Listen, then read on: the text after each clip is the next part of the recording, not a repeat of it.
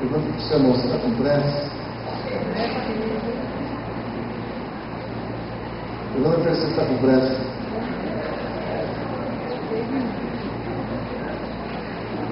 Maranata! Aleluia! Assim fosse que a nossa pressa fosse para ele vir logo, né? Pudéssemos dizer Maranata mesmo. Diga para o seu irmão, Maranata. Pergunta para ele, você sabe o que quer dizer isso? Você está fazendo uma oração para que Jesus venha logo. É isso que você quer? Todos acharam? Vamos ser diferentes.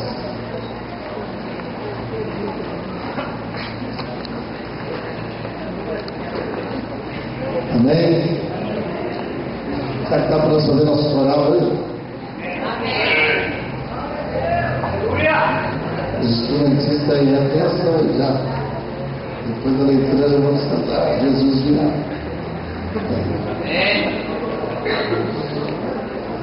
Amém. Todos acharam? Capítulo 4, 1 Tessalonicenses, versículo 13. Irmãos, não queremos que vocês sejam ignorantes quanto aos que dormem, para que não se entristeçam como os outros que não têm esperança. Se cremos que Jesus morreu e ressurgiu, cremos também que Deus trará, mediante Jesus e com Ele, aqueles que nele dormiram. Dizemos a vocês, pela palavra do Senhor, que nós, os que estivermos vivos, os que ficarmos até a vinda do Senhor, certamente não precederemos os que dormem. Pois dada a ordem, com a voz do arcanjo e o ressoar da trombeta de Deus, o próprio Senhor descerá dos céus e os mortos em Cristo ressuscitarão primeiro. Depois nós, os que estivermos vivos, seremos arrebatados com eles nas nuvens, para o encontro com o Senhor nos ares. Assim estaremos com o Senhor para sempre. Console-se uns aos outros com essas palavras. Diga para o seu irmão, diga, o crente não morre, crente dorme no Senhor. Diga para o seu irmão, se porventura você vier a dormir no Senhor, não se preocupe, que no dia do arrebatamento você será levantado ao encontro dele, primeiro dos que estão vivos. Né? Por isso que a Bíblia diz bem-aventurado, que faz parte da primeira ressurreição.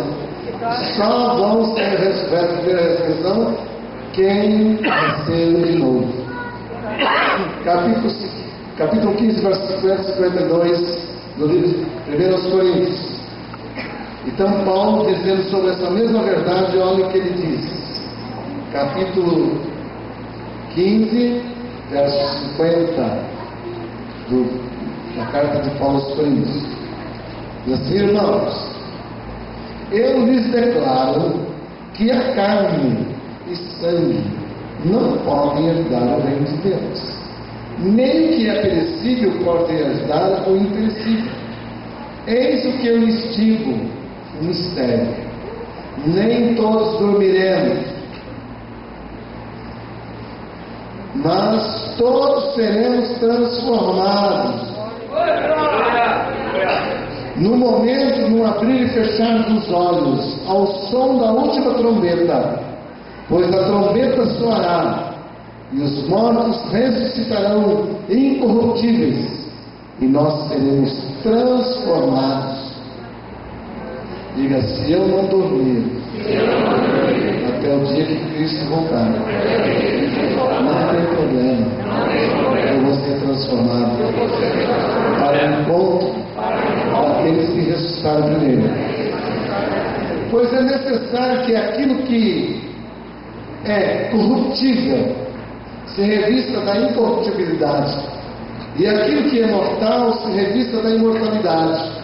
Quando, porém, o que é corruptível se revestir da incorruptibilidade, e o que é mortal de imortalidade, então se cumprirá a palavra que está escrita: a morte foi destruída pela vitória.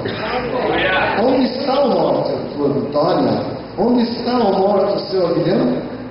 O aguilhão da morte é o pecado, e a força do pecado é a lei. Mas, graças a Deus, que nos dá a vitória por meio de nosso Senhor Jesus Cristo.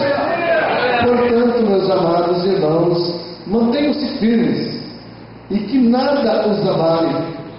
Sejam sempre dedicados à obra do Senhor, pois vocês sabem que no Senhor o trabalho de vocês não será inútil. Amém? Vamos lá cantar o nosso refrão, mano. Cadê os instrumentos? Os irmãos de 50 para cima, dá uma cozinha, vai assim.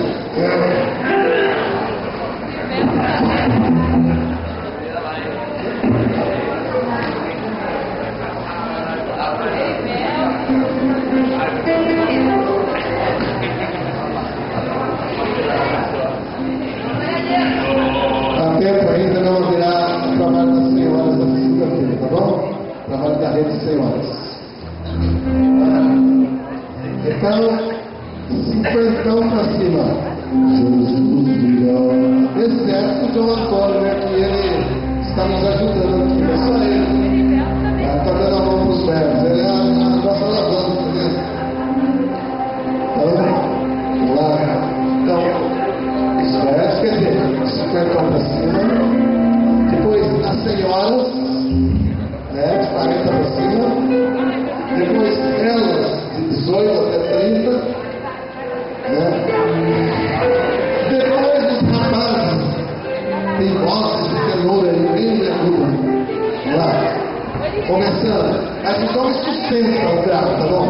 Jesus virá.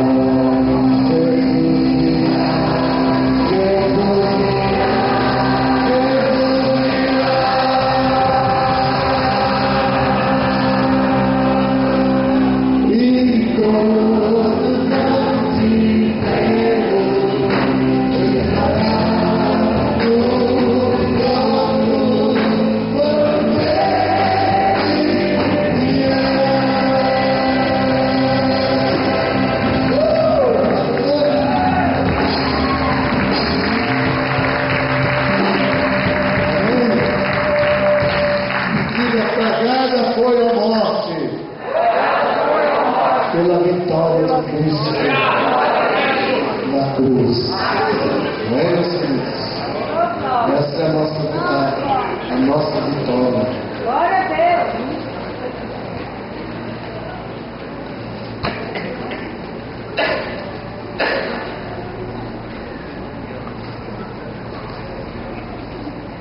Ou arrebatamento. No momento, no abrir e fechar os olhos, ao ressoar a última trombeta soará, os mortos ressuscitarão incorruptíveis. E nós, diga nós, diga eu, serei transformado. Então, se Jesus não vier buscar você antes, que você não venha dormir em Cristo, porque crente não morre. Sabia disso? Crente dorme no Senhor. Por isso não precisa ter medo da morte. Se ela vier antes, não tem problema. Você vai dormir no Senhor. Se ela não vier antes, nós seremos transformados. Isso é o apóstolo Paulo que ensina. Se alguém não ama o Senhor, seja anátema. Paulo está dizendo: se você não ama Jesus, você é maldito. Mas se você ama Jesus, diga Maranata. Maranata, isso quer dizer: ora vem, Senhor Jesus. É uma oração que devemos sempre fazer. Se você está em Cristo, não tenha medo. Quando a coisa estiver apertando, você diga Maranata. Vem logo, Jesus. Espero que você não esteja tão enraizado tão materializado com esse mundo, que você venha dispensar o grande privilégio de estar preparado para o encontro com Cristo. O que é arrebatamento? Os dicionários dizem que arrebatamento vem do verbo arrebatar, que quer dizer tirar com violência, sequestrar, arrancar, impelir, levar, elevar, extasiar, roubar, tirar à força ou com violência ou extasiar. Então isso quer dizer arrebatamento. Alguém que vem, chega e sequestra. Então Jesus virá para buscar os seus no arrebatamento. Na Bíblia, porém, arrebatamento é aquele momento quando o Senhor Jesus virá para arrancar a sua igreja dos caos deste mundo. Daqui a alguns dias nós estaremos dando um relatório do que aconteceu dentro de 10 anos daqui para cá e qual é a perspectiva mundial em termos de finanças, certo? E vocês vão ver como é importante fazer parte do arrebatamento, porque quando a coisa começar a pressionar demais, começar a entrar em aflição, você tem uma saída, amém? Jesus é descrito no livro de Apocalipse, capítulo 2, verso 19, e Efésios capítulo 5, verso 22 e 23, ele é descrito como um noivo que vem buscar a sua noiva. Então, o arrebatamento será algo tão emocionante, romântico e espiritual ao mesmo tempo. Ao mesmo tempo que Jesus vem como noivo buscar a sua noiva, também estará tirando seus filhos das garras de Satanás. Arrebatamento, pois é o encontro do Senhor Jesus com a sua igreja. É a grande festa nupcial, é o grande significativo dia, tanto para o Senhor Jesus como para a sua amada igreja. Há 2000 anos que Jesus está esperando esse momento para vir buscar a sua igreja. E tudo que ele está esperando é que a sua igreja esteja ansiosa para o encontro com ele. Imagina alguém que quer se casar, o noivo quer se casar, mas a noiva não está interessada no casamento. Ou vice-versa. Que frustração, né? Então tudo que Jesus quer, faz 2000 anos que ele está esperando com que a igreja comece nas suas orações dizer Maranata. Ora vem, Senhor Jesus. Jesus não dá para aguentar mais, para ficar nesse mundo. Queremos ir a teu encontro. Então, quanto mais nós orarmos assim, mais depressa ele virá. Pena que muitas vezes nós estamos tão materializados com as coisas desse mundo, que tem crente que nem gosta de falar em morte, né? Eles não estão afim de morrer. Eles querem sobreviver. Não é errado sobreviver, mas estar com Cristo é bem melhor do que estar aqui. É o cumprimento da promessa de João 14, 1 a 3. Os discípulos estavam tristes porque Jesus estava dizendo que ia ser morto, Calvário, que iria partir. E os discípulos ficaram aborrecidos porque parece que todos os sonhos estavam acabando. E Jesus disse: não se turbe o vosso coração. Credes em Deus, credes também em mim. Na casa do meu Pai há muitas moradas. Se não fosse assim, o mundo teria dito: vou preparar-vos lugar. E quando eu for, voltarei e vos levarei para mim mesmo. Então Jesus fez uma promessa para os discípulos que eles não deviam se perturbar, nem ficar preocupados, nem com medo. Porque ele iria para o Pai, mas um dia ele vai voltar. E ele vai voltar quando tudo estiver preparado. Quando sua casa na eternidade, quando seu palácio na presença de Deus estiver tudo pronto, ele virá buscar sua igreja. Ele diz: para estar comigo, nós vamos estar com ele. É também um ato da misericórdia de Deus, evitando que a igreja sofra o juízo da grande tribulação, conforme fala lá no livro de Daniel, capítulo 12, versículo 1, Isaías, capítulo 6, verso 20, e também João 17, verso 24. e diz alguma coisa sobre isso. Olha o que João diz. João diz assim: Pai, eu quero que os que me deste estejam comigo onde eu estou, e vejam, Pai, a minha glória, a glória que tu me deste, porque tu me amaste antes da criação do mundo. Então, o maior sonho de um noivo, naturalmente falando, é poder apresentar para a noiva o que ele tem de bom para dar para ela: uma casa toda mobiliada, uma casa que tenha tudo que uma jovem esposa deseja. Então Jesus foi preparar um lugar especial, uma casa especial, um palácio especial para você e para mim. Ele disse que o maior desejo dele é estar de volta para levar a sua igreja para participar. E o maior desejo de Cristo é mostrar para você a herança que você tem. Porque nós não sabemos o que nós temos, porque nós não podemos ver.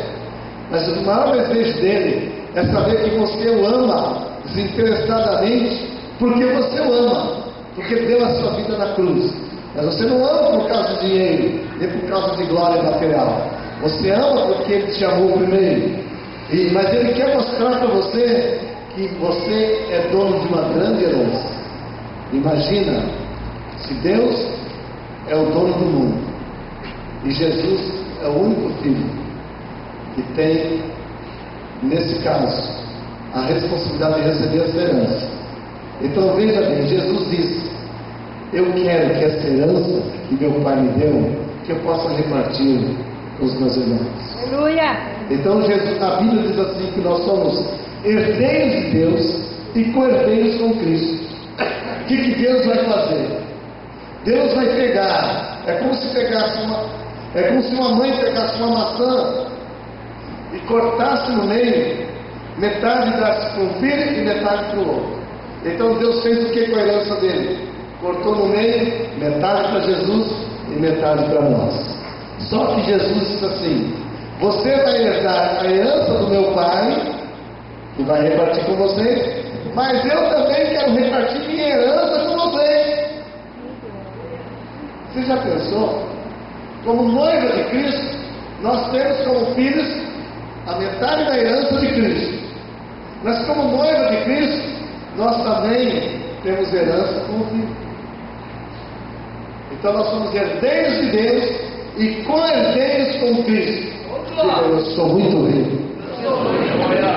Não dá para medir a riqueza que você tem com o que o mundo oferece, irmãos. Deus tem uma riqueza infinita para você. Vai ser a reunião da igreja com Cristo para gozar da constante companhia de Cristo e também ao clímax da glória da igreja, o casamento, as bodas do Cordeiro. A Bíblia diz no capítulo 19, verso 9 do livro de Apocalipse: bem-aventurados aqueles que são chamados a bodas do Cordeiro. Imagina, meu querido, você vai assentar-se à mesa junto com ele, ao lado dele. O arrebatamento marca o fim da dispensação da graça. Meus queridos, deixar para aceitar Jesus amanhã, consertar sua vida com Deus para a semana que vem, é um risco muito grande. Porque a Bíblia diz no capítulo 11, verso 25 do livro de Romanos, que a porta da graça está para se fechar. Você sabia que quando completar o número dos salvos, não vai ter oportunidade mais para alguém ser salvo? Sabia disso? Você imagina, você vai entender sobre esse assunto, que Jesus já era para ter voltado há 20 anos atrás. E no entanto, ele esticou a graça dele para que você pudesse se converter.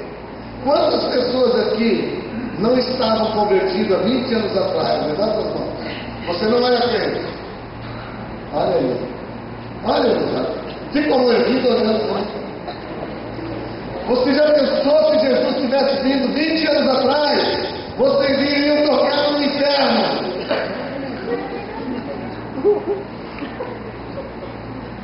Você que está aí no banco, há 20 anos atrás, que não havia entregue seu coração para Jesus, você ia penar o resto da eternidade no inferno. Mas a graça de Deus é tão grande que Deus esticou a paciência dele. E chegou até 2011. E você teve a oportunidade de cair a ficha e reconhecer que você precisa de Jesus. Mas a Bíblia diz que a porta da graça está para se fechar. Olha no capítulo 11 do livro de Romanos, versículo 5.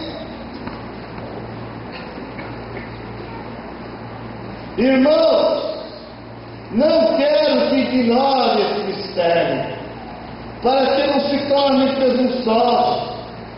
Israel experimentou um endurecimento em parte, até que chegue a plenitude dos gentios, e assim todo Israel será salvo, como está escrito: virá de Sião o Redentor, e desviará de Jacó sua impiedade. Você sabe porque você e eu estamos salvos? Já se passou pela sua cabeça? A Bíblia diz que você está salvo por causa do endurecimento da incredulidade do povo de Israel. Glória a Deus. A maior palhaçada do mundo é o mundo se voltar contra Israel.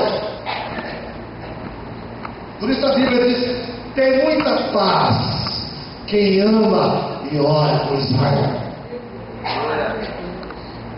Porque se Israel não tivesse endurecido o coração, você e eu estaríamos perdidos eternamente. Mas a graça te alcançou, porque eles endureceram o coração para Jesus. E porque eles rejeitaram Jesus, Jesus disse para os discípulos: vão por todo mundo, pregue o Evangelho a toda criatura, quem crer for batizado será salvo. Quer dizer, a minha e a sua chance. Enquanto eles não se convertem, nós temos a oportunidade de nos converter. Agora Deus diz assim: não exiba, não fique orgulhoso e nem arrogante. Porque se Deus pegou o ramo do gelo, que é ele e você, enxertou na verdadeira videira, que é Cristo, quanto mais Deus pode pegar o verdadeiro galho da oliveira, que é Israel, e enxertar nele mesmo.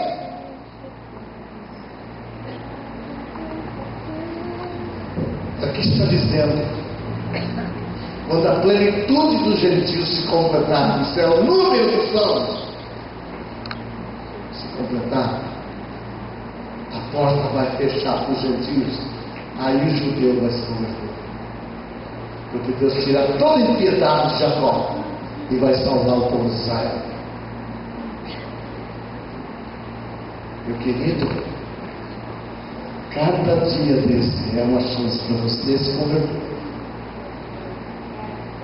Porque nós só sabemos que dia desse ano, do ano que vem, que Deus vai fechar a porta. Mesmo que você quiser se converter, não vai poder. Porque Deus está dizendo aqui que a porta da graça vai se fechar quando a plenitude dos gentios se completar.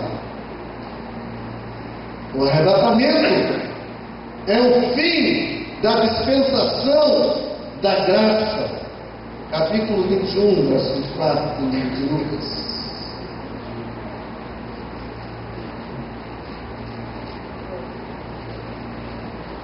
Então não brinque com o que você tem na mão.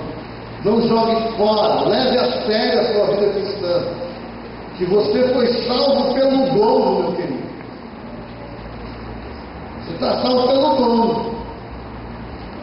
Que por um pouco você estaria perdido por toda a eternidade. Cairão pela espada e serão levados como prisioneiros para todas as nações. Jerusalém será pisada pelos gentios, até que os tempos se cumpram. Deus está dizendo aí que porque, Jesus está dizendo que porque Israel rejeitou ele, eles iriam sofrer uma grande perseguição mundial pelos ímpios. por todas as nações que não eram israelitas. Você não tem ideia o que o povo de Israel sofreu. Mais de 1800 anos sem pátria, vivendo de emprestado na Alemanha, na Áustria, em Portugal, aqui no Brasil. Viver sem pátria. Alguns anos atrás, depois eu vou falar sobre isso, significa esse povo voltou para a pátria deles. Mas eu quero chamar a sua atenção. Deus disse aqui, Lucas 24, 21, 24 diz assim: isso só vai acontecer até que os tempos deles se cumprem. Jerusalém será pisada até um tempo. As nações pisam em Jerusalém. Os iranianos, os iraquianos, todos os árabes, todas as nações é contra Israel. Querem destruir Israel. Mas Deus está dizendo, vai chegar o fim. Quando eu vou retirar toda a perseguição sobre Israel. Feliz é a nação que ama Israel. Você sabe que os Estados Unidos ainda está de pé? Porque é uma das únicas nações que ainda acredita em Israel, valoriza Israel, e eu suporto para Israel, porque as outras nações querem destruir Israel. Mataram Jesus e querem matar a nação.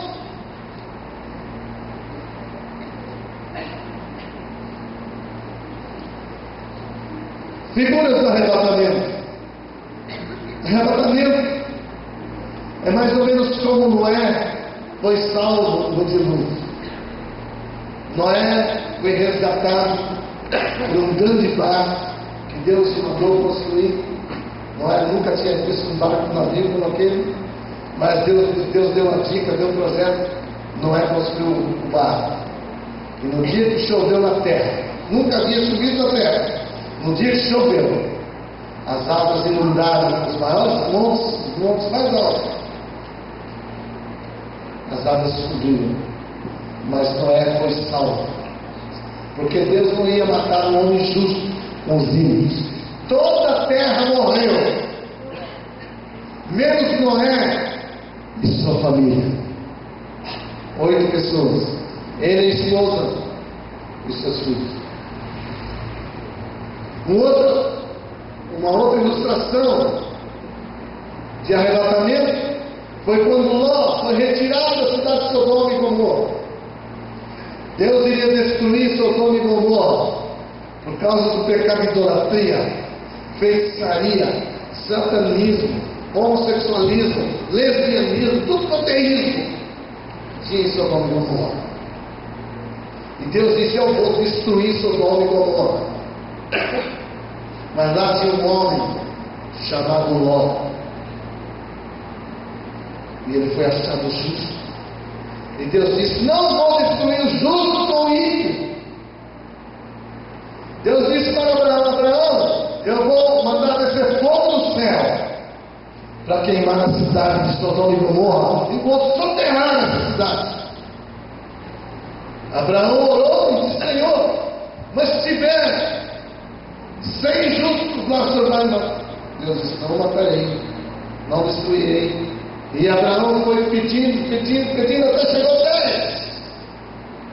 E o Senhor disse: ainda não destruirei se tiver 10 crentes. Se tiver 10 crentes numa cidade, ainda é motivo para Deus abençoar uma cidade. Não pode ser glória a Deus? Glória a Deus! Glória a Deus! Porque Deus não mata o ímpio junto com o justo. Ou Deus não mata o justo junto com o ímpio. Mas só tinha um, Ló. E Deus não destruiu Sodoma enquanto não retirou Ló. Essa é uma ilustração, uma visão sobre arrebatamento. Deus não vai permitir que a sua igreja gloriosa, a noiva de Cristo, passe por tribulação e seja destruída pelo inimigo. mas Ele vai arrebatá-la antes que o inimigo chegue.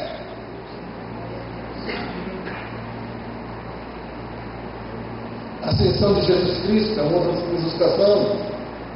Quando Jesus subiu, como é que é arrebatamento? Quando Jesus subiu do Monte das Oliveiras, aos olhos dos discípulos. Quando João estava no livro de Apocalipse, na ilha de Patmos, a Bíblia diz que os céus se abriram e alguém disse: sobe, João. E João saiu da terra em espírito e foi arrebatado e entrou no mundo celestial. E de lá ele teve as visões do livro de Apocalipse que você lê, tantas visões que João viu. Agora, para quem será o arrebatamento? Ou melhor, para quem será o arrebatamento? Muitos fazem confusão entre arrebatamento e volta de Jesus. No arrebatamento, Jesus virá para os santos. Jesus virá para os santos. Isto é, os que foram lavados no sangue de Cristo derramado na cruz do Calvário. Aleluia! Glória a Deus. Na volta, Jesus virá com os santos. É diferente. No arrebatamento, Jesus vem, os mortos que dormiram em Cristo ressuscitam primeiro, nós estaremos vivos, seremos arrebatados, e nos ares nos encontramos junto com Cristo. No arrebatamento, Jesus não vai descer da terra. Por isso que é chamado arrebatamento. Não tem nada da segunda vinda. Arrebatamento é só para a igreja, é só para a noiva de Cristo. Aleluia! Porém, na volta da segunda vinda, Jesus virá com a igreja. Depois nós vamos estudar o que vai acontecer quando a igreja for arrebatada. Nesse tempo que ela é arrebatada, o que vai acontecer até que ele volte ao olho visível de todos.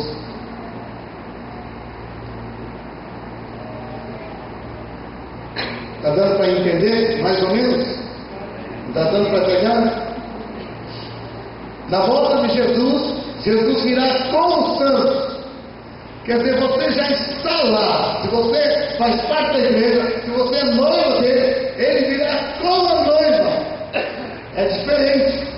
Ele virá aos olhos nus do mundo inteiro. No arrebatamento é diferente. Capítulo 1, versículos 9 a 12 do livro de Atos dos Apóstolos, você vai ver como é que Jesus foi arrebatado ao céu. No último dia que ele deu as instruções para os discípulos, ele disse para os discípulos ficarem em Jerusalém. Era a última palavra, a palavra mais importante para os seus apóstolos.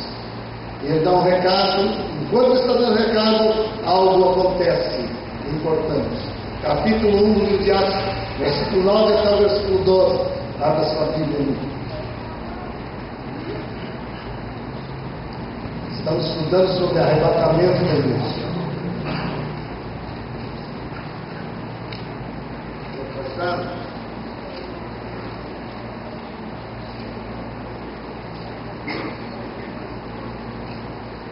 Capítulo 1, versículo 9 a 12.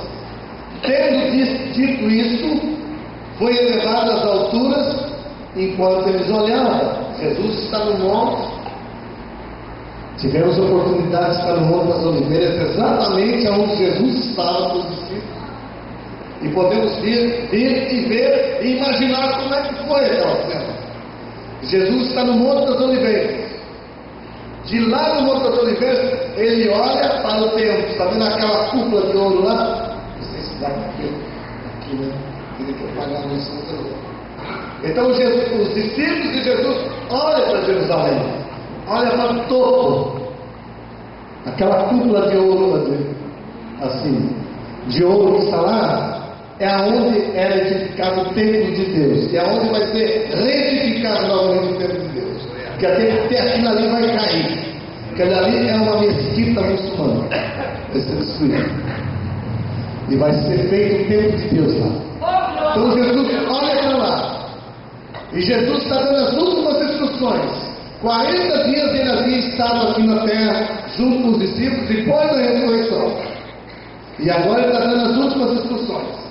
E ele diz assim, tendo dito isso, falado para eles que eles deveriam ficar em Jerusalém, para não fosse pregar o Evangelho ainda, mas que recebesse o poder do Espírito Santo para poder pregar o Evangelho. Né? E aí seriam minhas testemunhas em todos os lugares, Jerusalém, Samaria, Judéia e até os confins da terra.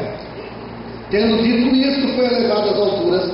Enquanto eles olhavam, uma nuvem cobriu da vista deles, e eles ficaram com os olhos fixos no céu, enquanto ele subia. De repente surgiram diante deles 2 homens vestidos de branco, que lhes disseram: Galileu, por que vocês estão olhando para o céu?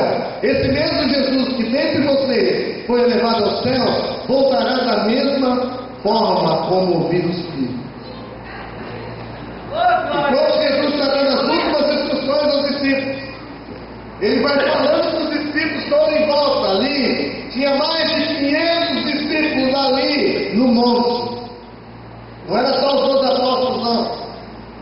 Tinha mais de 500 discípulos. E está aquele povo, tudo ali em volta. E Jesus começa a subir. Começa a subir dando as últimas instruções. Ficar em Jerusalém, até que do alto sereis revestidos de poder. E vocês vão pregar, ser minhas testemunhas em Jerusalém, Samaria, Judéia, até os confins da terra. E ele foi subindo. E todo mundo ficou olhando. De repente uma nuvem veio e cobriu. Ele sumiu. Enquanto ele está subindo, 2 anjos desceram e disseram: varões de Galileu, por que vocês estão olhando para cima? Esse Jesus que vocês viram subir, da mesma forma vai descer aos olhos de vocês. Então, meus queridos, prestem atenção. O Senhor Jesus subiu do topo do Monte das Oliveiras, de acordo com o apóstolo Paulo. Ele foi subindo ao céu e desaparecendo no azul do céu da Palestina, na presença de mais de 500 irmãos. Enquanto eles estavam olhando, 2 anjos apareceram aos discípulos dizendo: esse Jesus que dentre vós foi subindo ao céu, assim virá do modo como vi subir. De modo que, qual foi o modo que Jesus subiu? Quem é que estava no monte? Diga aos discípulos. Tinha algum incrédulo lá? Não. Só tinha os discípulos. Não durante os 40 dias após a sua ressurreição, que passou na terra, nenhum incrédulo viu.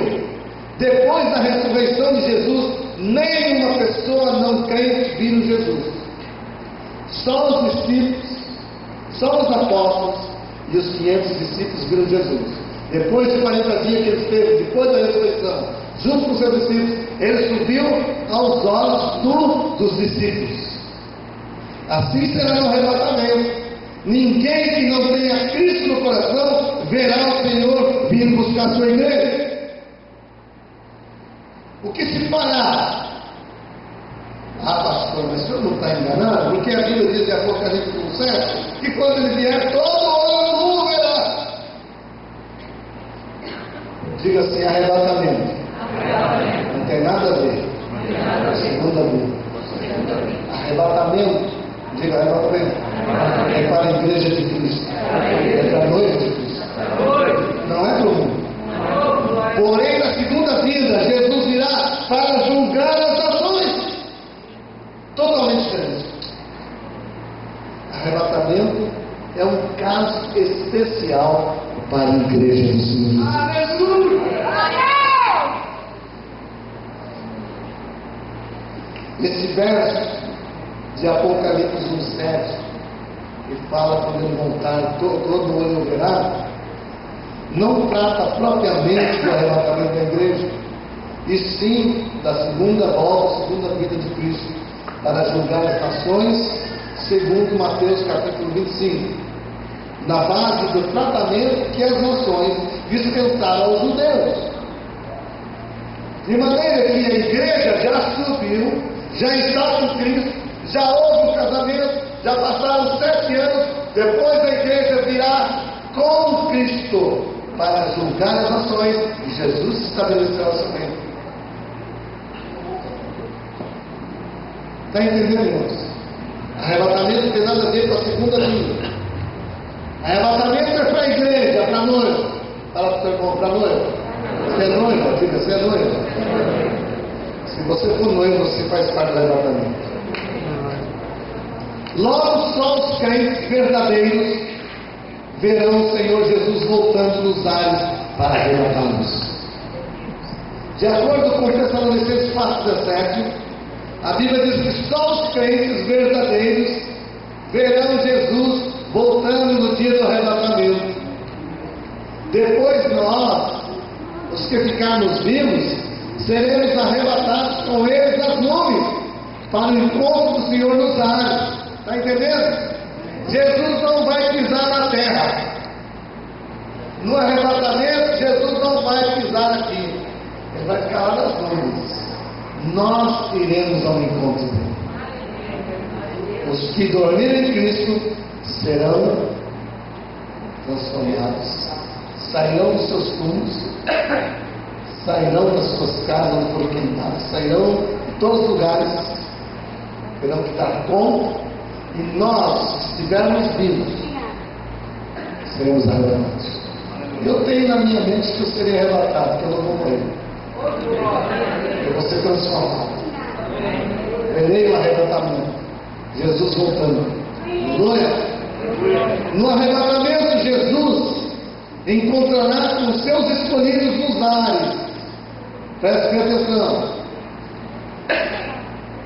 Mas na segunda vinda, ele pisará no Monte das Oliveiras e assentar-se-á no seu trono de glória e estabelecerá o seu milênio. Olha a diferença. No arrebatamento, Jesus virá só para a igreja. Nenhum ímpio o verá. Os ímpios só vão perceber que um povo saiu da terra. Aliás, a nova era prega, né? Que um povo deverá sair da terra.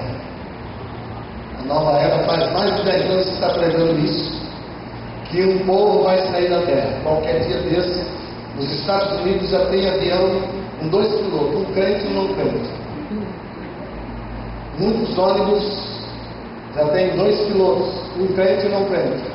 Porque de repente o avião está lá a 12 mil pés de altura, ou 20 mil pés, e o piloto é arrebatado. Tem que ter um copiloto. E não é crente, para dar comando, se os dois for crentes, o avião vai estrangular, vai não cair lá. Você está entendendo? Então, meu querido, presta atenção. No arrebatamento, você vai ter oportunidade de ir ou ficar.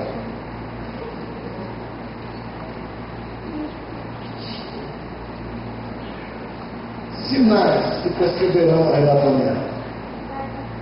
Capítulo 24, versos 5 a 12, do livro de Mateus. Ninguém precisa ser profeta. Capítulo 24, do verso 5 a 12. Aí fala de falsos profetas nos últimos tempos, falsos cristos, guerras e rumores de guerra. Nós temos pelo menos 3 cristos que se colocam, 3 pessoas que se colocam como Jesus. Aquele... Desculpa. Tem um Jesus que fica mais ou menos na Europa Central do nosso universo. Tem um outro Jesus aqui no Rio Grande do Sul. Chama-se Henrique Cristo. Tem um outro que saiu da Coreia. Maio Sul. Ele diz que ele é o Messias. Sabe como é que o cara se comporta? Ele diz assim: eu sou Jesus. Porque Jesus não completou a obra, mas eu vim para completar a obra. É o reverendo Maio Sul, ele é da Coreia. E o pior, ele tem uma fazenda aqui no Mato Grosso, viu? Tem uma fazenda, tem centenas de pessoas morando lá, porque dizem que ele é Jesus. Mato Grosso aqui, entendeu? Pertinho de nós. Maio Sul, ele, para conquistar os pastores batistas, presbiterianos, luteranos, do quadrangular, a Assembleia de Deus, sabe o que fez? Ele promoveu um congresso aqui na Argentina para 5.000 pessoas. O que o Malafaia está fazendo é uma cópia muito pequena ainda do que o Maio 1 fez. Enquanto o Malafaia dá para 3.000 pessoas, o Maio 1 deu para 5.000 pastores brasileiros. Passagem de graça, avião de graça, hotel 5 estrelas na Argentina. E ainda dava uma oferta para os pastores. E muitos pastores do Brasil foram para lá. Graças a Deus que esse convite não chegou para mim. Glória a Deus. Aleluia. Pelo menos eu não fui tentado, né? Quem é que não quer fazer uma viagem para a Argentina, pago, num hotel 5 estrelas, e ainda receber uma oferta? De graça! Esse convite não veio para a extorsão. Deus é misericordioso. Acho que ele viu que era tão fraquinho, né, que era capaz de eu cair. Ele falou: eu vou tirar essa tentação do meu filho. A Bíblia diz assim: não vem tentação sobre vós, senão humana, mas fiel é Deus que não nos deixará ser tentado acima do poder. Então Deus permitiu que eu fosse tentado. Portanto, eu não precisei lá ouvir a baboseira desse maroto. E muitos pastores foram conquistados por ele. Muitos pastores brasileiros de igrejas de nós aqui se tornaram da igreja messiânica de Maio 1. Ele está estabelecido no Brasil, viu? Ele não está na Coreia, não, está aqui no Brasil. Você conhece? Falsos cristos. Tem um tal de Elias, que fica na África. É um outro profeta, que se diz que é Jesus. E tem o Henrique Cristo, você está acostumado a ver na televisão. Ele até deu uma sumida agora, né? Aleluia. Esse dia que era Jesus. Então a Bíblia diz assim: nos últimos tempos, falsos cristos, falsos profetas apareceriam. Guerras e rumores de guerra, fomes e terremotos, ódio, traição, morte, multiplicação de iniquidade. Você quer o que mais acontece no nosso mundo agora? Você já viu que se faz da televisão no repórter? O maior rival é contar o que acontece, as desgraças que acontecem no nosso país, nas grandes cidades, mortes, terremotos, furacões. Você está cansado de ver aí furacão no Japão, furacão agora na América Central. Agora mesmo o irmão Ademir falou: pastor, olha aí, está vendo um furacão, vai destruir aqui o Haiti, acabar de destruir o Haiti e também a República Dominicana. Os Estados Unidos com medo, porque já deu outro furacão lá. Outros países estão queimando, pegando fogo. Do nada pega fogo. Centenas de casas são destruídas e as pessoas morrem queimadas. Passou ontem mesmo na televisão. Então, rumores de guerras, fomes, terremotos, ódio, traição, tsunamis. Na Austrália, mais de 300.000 pessoas, em questão de menos de 30 minutos, morreram assim, ó. 300.000 pessoas. Lá no Japão, quantas pessoas morreram? Então você está cansado de ouvir isso pela televisão. Então são sinais da volta de Cristo. A ciência se multiplicando, né? Agora os homens acham que nem precisam mais de Deus, porque eles encontraram a célula tronco agora. Eles acham que eles são capazes de fazer milagres, estupendo. E está mesmo fazendo coisas incríveis. O homem está achando agora, existe mais ou menos, eu estava lendo numa revista, as seleções, eles apresentam mais ou menos os 5 homens mais ricos do mundo, que está pagando alguns cientistas para descobrir como não morrer, viver sempre sem defeito. Longevidade de vida, eles querem descobrir uma maneira. Eles têm dinheiro, eles não querem morrer. E paga o cientista caríssimo para fazer experiência na experiência com células tronco. Né? E agora eles estão tão adiantados nas células tronco que até o governo agora nem tem mais direito de falar nada com eles. Porque eles não precisam mais tirar embrião de uma mulher, de uma criança que está no estado embrionário, para tirar as células tronco. Hoje eles tiram a célula tronco da pele da pessoa, sangue da pessoa. Não precisa mais ninguém morrer por isso. Ou fazer criança in vitro para poder tirar as células tronco. Hoje eles estão conseguindo fazer quase tudo do ser humano. Desde ossos, pele, orelha, nariz, muitas coisas. Eles estão conseguindo através das células tronco. Quer dizer, a ciência se multiplicaria, dobraria. Os judeus, que nós dissemos para vocês, já voltaram para a Palestina. Em 1948, presta atenção, Jesus disse, quando essas coisas começassem a acontecer, daí uma geração ele estaria voltando. E o sinal que ele estaria voltando era a volta do judeu para a sua terra. No dia 14 de maio de 1948, o povo judeu voltou para a sua terra e estabeleceu o reino de Israel. Você sabe o que quer dizer isso? 40 anos depois, que uma geração é 40 anos. 40 anos depois, Jesus estaria voltando. De 48, do ano 48. E lembre-se que quem deu a última palavra para o estabelecimento do reino de Israel, ou seja, que a nação fosse reconhecida pela ONU, foi um brasileiro. Por incrível que pareça, quem deu a última palavra, aceite, como se fosse o voto do neto. Se ele não desse aquela palavra, Israel não seria estabelecido. Então o brasileiro chamado Oswaldo Aranha, ele é quem deu o embaixador, quem assinou. E na ONU você aceita Israel como nação reconhecida por o mundo inteiro. É por isso que alguém diz que Deus é brasileiro. Sabe? Billy Graham veio aqui um dia, alguns anos atrás, ele disse: brasileiros, eu acho que Jesus é brasileiro, porque o que Deus abençoa essa nação não está escrito. A misericórdia sobre o Brasil é muito grande, meus queridos. Eu acho que o fato de Oswaldo Aranha ter assinado na ONU a respeito do estabelecimento da nação israelita está ligado a Deus, e é por isso que Deus ainda está suportando o brasileiro.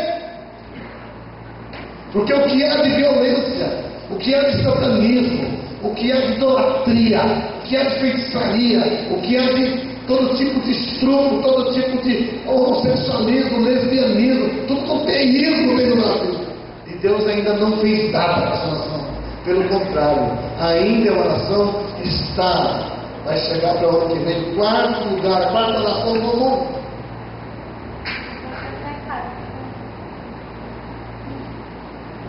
Isso quer dizer, 1948, dia 14 de maio de 1948. Uma geração é 40 anos. 48 mais 40 seria que ano? Diga, 1988. Em 1988, Jesus deveria estar voltando. Diga, leva essa mão e fala: obrigado, Jesus. Se eu tivesse vindo em 1988, eu ia brincar. Seria no inferno, meu querido. Se eu tivesse voltado, você não teria tido chance para ouvir isso que você está ouvindo, e ainda a possibilidade de aceitar Jesus como seu Senhor e Salvador, se você ainda não tem. Isso é sinal da volta de Cristo, a volta dos judeus que vieram para sua pátria. Eles ficaram sem pátria 1878 anos, vivendo sem pátria, sem terra, sem bandeira, mas eles continuaram sobrevivendo. Glória a Deus.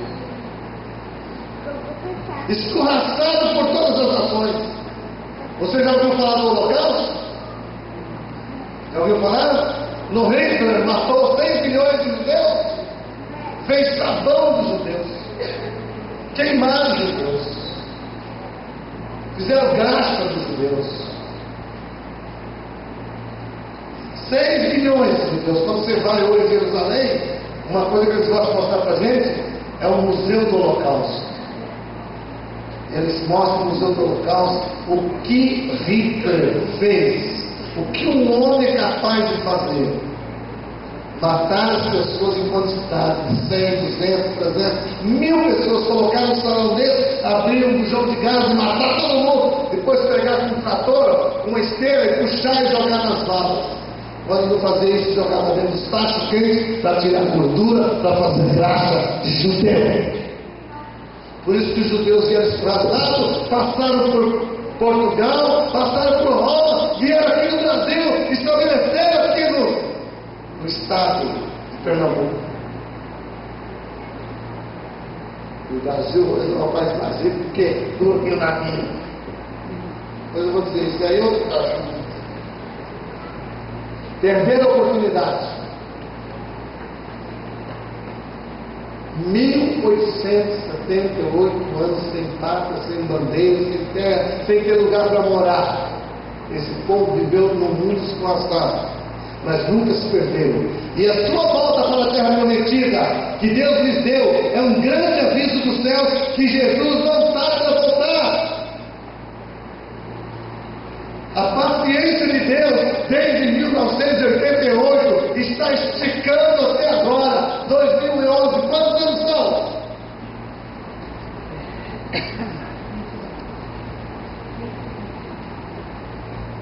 Sabe fazer conta?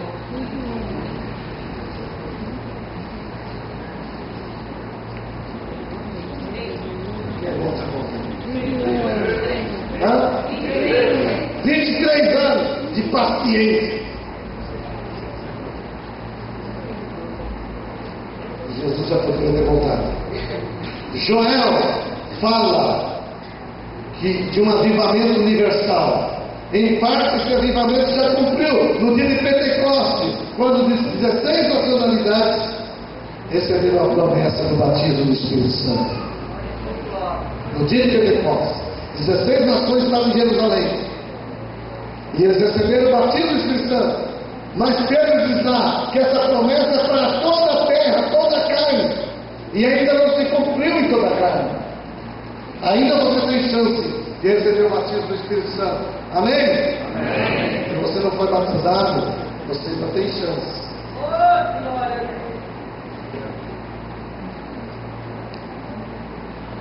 Querido, a terra é redonda. Quando é dia no Brasil, no Japão, o quê? Noite.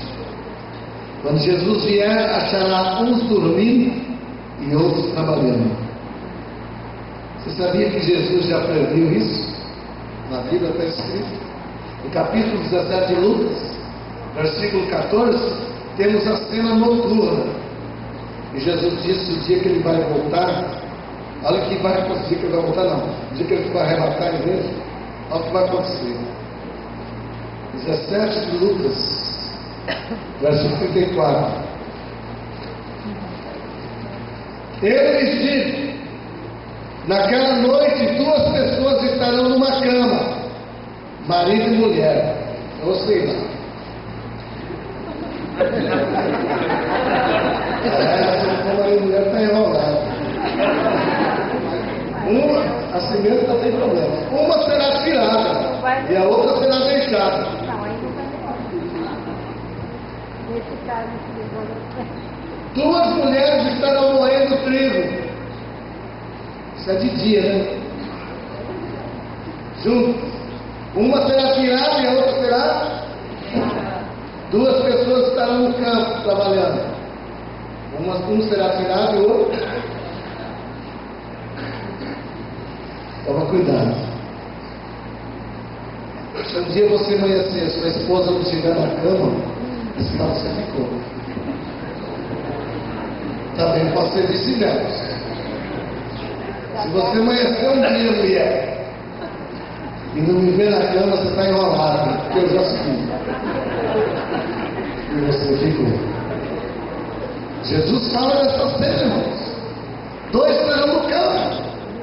O motorista e o auxiliar. Um será levado, outro será deixado. Nossos músicos aí, ó. Um será levado, outro será deixado. Pergunta dos dois quem é que vai. Quem vai ficar?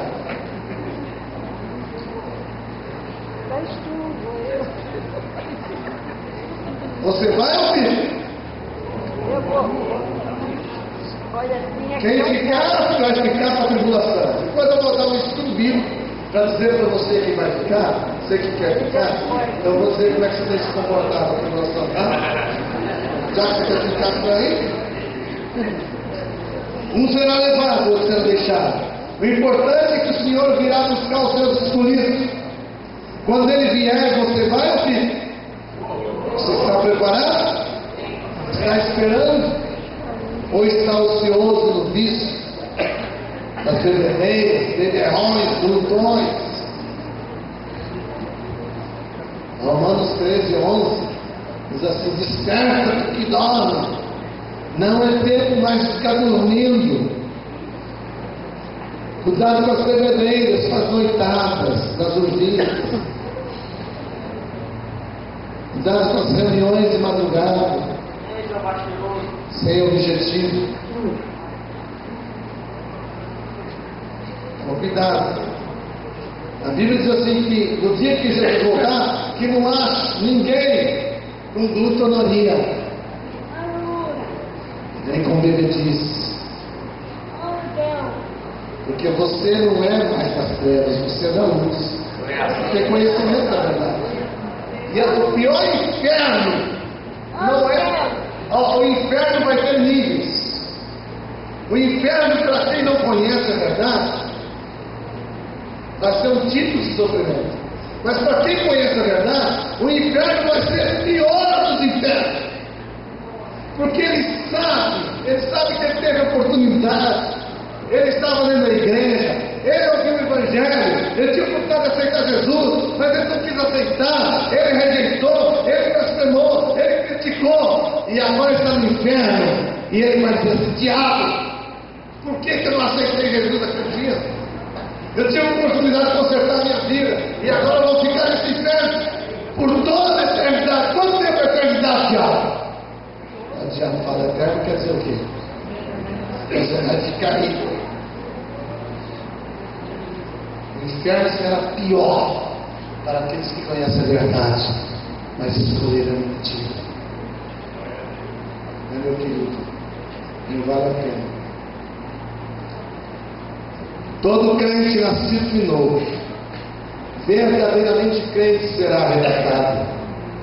Não confunda o trigo com o joio. O trigo será recolhido pelo Senhor, mas o joio será queimado. Jesus disse que o reino dele é como um fazendeiro que semeou uma roça de trigo. Mas alguém à noite, ou melhor, quando o trigo nasceu misturado com joio. Na roça de trigo que o homem havia plantado, saiu joio. E os seus discípulos chegaram para ele e disseram: mestre, como é que nós semeamos trigo e nasceu joio? Aí Jesus conta que o fazendeiro disse para os seus discípulos, seus empregados: um inimigo veio e semeou o joio. Aí os discípulos disseram assim: mestre, podemos ir lá e colher o joio? Jesus disse assim: não, deixa o joio crescer junto com o trigo. Sabe por que nós não excluímos mais os crentes pecadores da igreja? Sabe por que o pastor não usa mais excluir? Tem pessoa adulterando, fumando, tem pessoa drogada, tem pessoa cheia de problema. Nós não excluímos mais, porque Jesus disse que esse é o serviço dele. Tem pessoa adulterando a igreja, aí comendo e querendo até fazer coisas da igreja. É porque você não exclui, pastor, não dá para excluir mais. Jesus disse: deixa o joio crescer com o trigo, porque no dia da ceifa Deus mandará os anjos e jogará no fogo. E vai queimar por toda a eternidade. Mas o trigo ele vai colher e levar para o céu. Não cabe mais aos pastores cortar mais os galhos da igreja. Porque esse é o serviço dos anjos que nós temos. E Deus faz isso para você não ter desculpa, viu? Para você não ter desculpa. Cada dia que você ouve aqui é sua oportunidade de consertar a sua vida. Mas saiba que se você não consertar, no dia da colheita ele virá e colherá o joio, juntará em mãos e jogará no fogo eterno. Mas o trigo vai colher para o tesouro.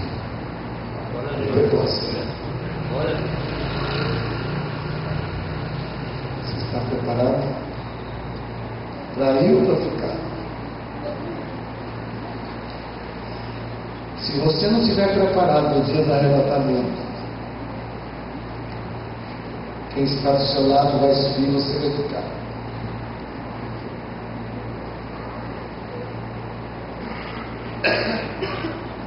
E aí, meu querido, hoje para ser crente você não paga nada, você não tem sacrifício nenhum. Mas quando a igreja for arrebatada, a primeira coisa, não haverá mais Bíblia e nem Espírito Santo para te convencer. Se você agora, que tem Espírito Santo, não é convencido de seu pecado, imagina na tribulação. Que não vai ter mais Bíblia e não vai ter mais Espírito Santo para mostrar para você o que está errado. Agora tem pastor, tem profeta, tem apóstolo, tem Bíblia, tem Espírito Santo, tem tudo para mostrar o que é errado. Você pode ler a Bíblia e saber o que está errado. Você tem a oportunidade de consertar. Mas quando vier o arrebatamento, a primeira coisa que o anticristo vai tirar é a Bíblia da terra, vai queimar todas as Bíblias. O Espírito Santo vai subir para a igreja, porque já encerrou o trabalho dele.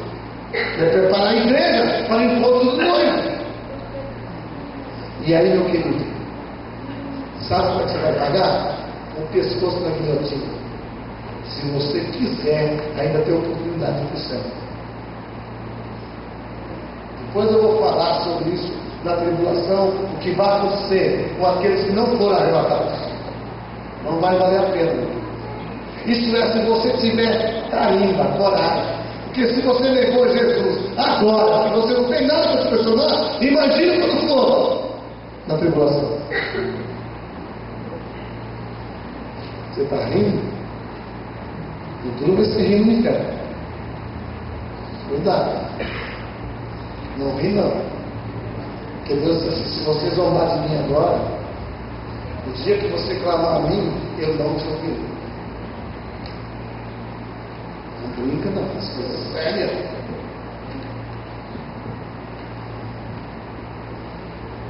Você está preparado para o arrebatamento? Você gostando ou não, isso vai acontecer. E as coisas estão fechando o tempo de tal maneira que não tem. Só um tolo não percebe que Jesus está voltando. Não precisa ser pastor, não precisa ser profeta, não precisa ser crente. É só ler a Bíblia, capítulo 24 de Mateus, você sabe que Jesus está voltando. Mas também não resolve. Você precisa estar preparado. Você precisa mais do que saber, você precisa crer. E você precisa entregar sua vida a Jesus antes de estar antes que a porta da plenitude se feche.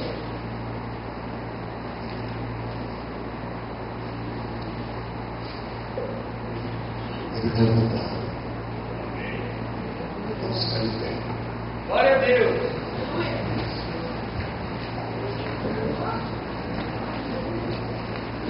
Se Deus permitir e Ele quiser, domingo que vem estaremos falando quem é que vai ser arrebatado. Hoje você ouviu o que é arrebatamento, mas domingo que vem nós vamos falar quem é que vai ser arrebatado. E veja se você vai estar na lista. Seria uma grande oportunidade para ver se você está na lista daqueles que vão ser arrebatados. Se você não tiver na lista, eu tenho pena de você.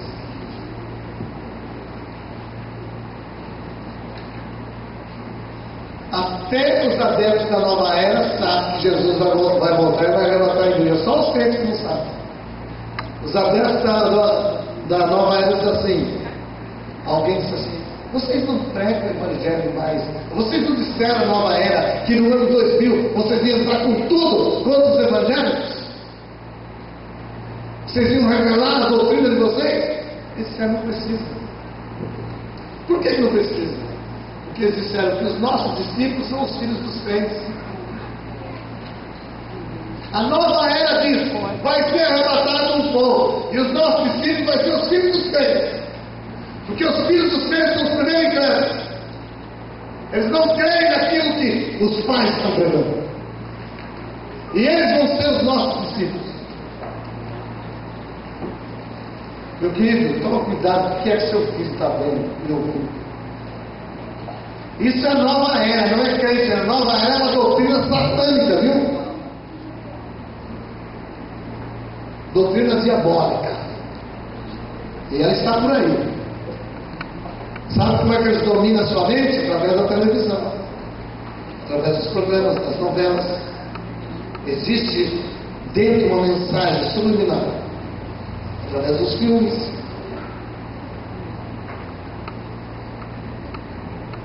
Entendeu? E quando você faz da televisão a babá do seu filho, toma cuidado. Você está doutrinando o seu filho a se tornar um professor de nova era. Porque os filmes todos têm conotação espiritual. E eles mostram o espírito dominador através dos filmes. Cuidado, vamos orar. Pai amado, nós estamos precisando de um despertamento.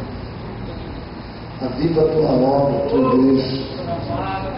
Senhor, tira a ignorância. O teu povo perece por causa da ignorância espiritual.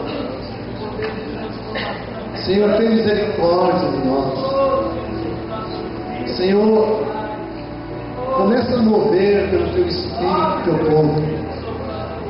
Senhor, coloca uma fome no coração do teu povo. Uma fome de Deus. Uma sede da unção do teu Espírito. Que teu povo não se sacie com as águas rotas do mundo. A tua palavra diz: duas coisas fizeram o meu povo. A mim me abandonaram, a fonte das águas vivas, e procuraram águas rotas para saciar seus corações. Horrorizai-vos, ó montes, ó montanha, o que o meu povo fez. A mim me abandonaram, a fonte das águas vivas, e procuraram águas rotas. Senhor, muitos dos teus servos estão bebendo das águas rotas de Satanás. E eles têm diante de si as águas potáveis, saudáveis. Não são do teu Espírito, mas eles estão buscando a beber a bebida que o diabo oferece. Senhor, tem misericórdia. Eles estão buscando o pão que o diabo oferece. Senhor, tem misericórdia do teu povo. Aviva a tua obra no meio dos anos, Senhor. Aviva o teu povo na busca, na preparação do encontro contigo.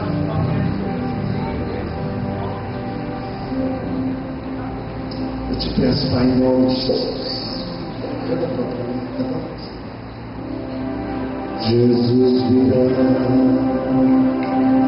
Jesus virá.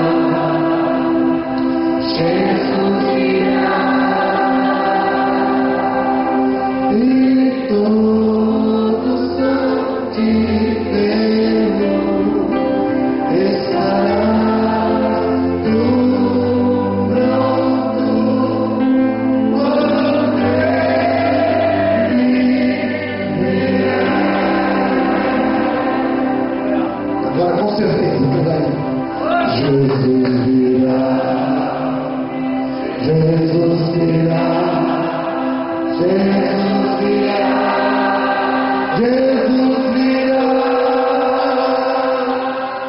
e todos hão de vê-lo, estará todo pronto quando ele virá. Uma salva de palmas aí.